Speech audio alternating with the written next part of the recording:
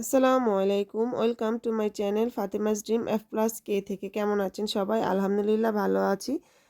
প্রথমে ছবি দেখেই বুঝে গেছেন আজকে আপনাদের সাথে শেয়ার করব মিনি বার্গারের রেসিপি। তো দেখতেই পাচ্ছেন এখানে আমি মুরগির পিস নিয়ে নিয়েছি, হাড়টা বের করে নিয়েছি, দিয়ে দিয়েছি আদা রসুনের পেস্ট, গরম মশলার পেস্ট, হালকা হলুদের গুঁড়ো, হালকা মরিচ গুঁড়ো, হালকা ধনিয়া গুঁড়ো, লবণ, সামান্য পরিমাণ সয়া সস, একটু টমেটো সস দিয়ে এখন এটা আমি ভালো মতো মিশিয়ে নেব। এই তো দেখুন আমি মিশিয়ে নিচ্ছি। আমি কিন্তু মুরগির হাড়টা ফেলে দিয়েছিলাম। দেখুন আপনারা চেষ্টা করবেন, ইচ্ছে করলে আস্তেও আপনারা ভেজে নিতে পারেন, সমস্যা নেই। ফেলে দিলে ভালো হয় খেতে, অসুবিধা হয় না, যেহেতু আমি আমার ছেলের জন্য বানাবো। তো এখন দিয়ে দেবো সামান্য পরিমাণ ভিনেগার, জাস্ট সামান্য একটু ভিনেগার দিয়ে দিলাম। তো এখন আমি আরেকটা পাত্রে নিয়ে নিয়েছি ময়দা। এই তো আমি এখানে অল্প পরিমাণ যতটুকু আমার লাগবে আমি ততটুকু দিয়ে দিলাম ময়দা। এখন দিয়ে দিচ্ছি সামান্য পরিমাণ গোলমরিচের গুঁড়ো আর একটু লবণ। তো আমি এটা সুন্দর মতো মিশিয়ে নিব। এখানে কিন্তু আমি হলুদ মরিচের গুঁড়োটা ব্যবহার করিনি। তো এই দেখুন ম্যারিনেট করে রাখা মুরগির পিসটাকে আমি সুন্দর মতো ময়দায় মিশিয়ে নিচ্ছি। এখন সাদা পানিতে জাস্ট একটু ডুবিয়ে নেব, নিয়ে আবার এটা আমি এপিট ওপিট করে সুন্দর মতো ময়দাটা মাখিয়ে নিচ্ছি। এ তো দেখুন মাশাল্লাহ প্রায় হয়ে গেছে। আমি দুইটা পিসই এরকমভাবে মাখিয়ে নিয়েছি দেখুন।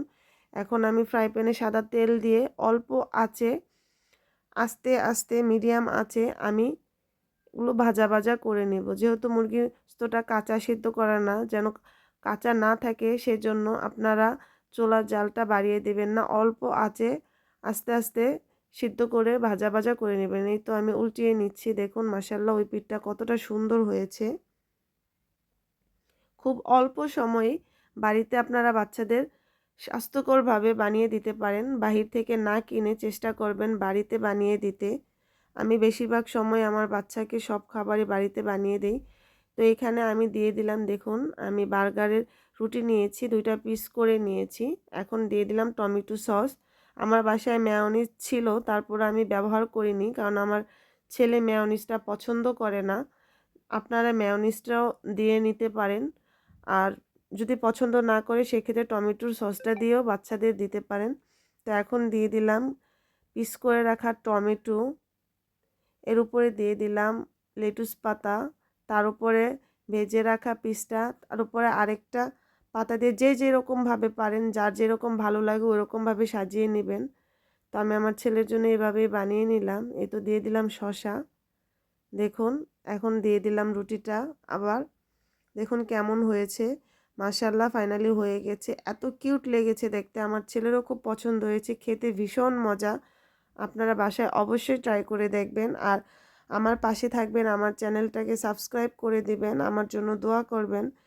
তো দেখুন হয়ে গেছে।